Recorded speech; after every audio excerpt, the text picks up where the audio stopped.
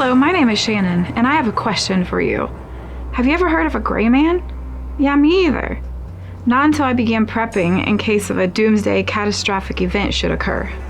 Being a gray man, or woman, means blending in and not stand out. Here are some tips. Dress in plain clothes that don't draw attention to yourself. Avoid wearing anything with logos or bright colors. Keep your hair neat and trimmed. Avoid making eye contact with strangers. Don't speak loudly or draw attention to yourself in public. Avoid carrying a lot of bags or backpacks. Keep your phone on silent and avoid talking on it in public.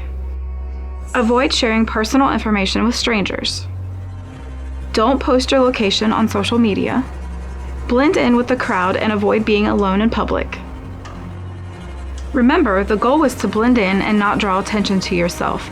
By following these tips, you'll be well on your way to becoming a gray man or woman.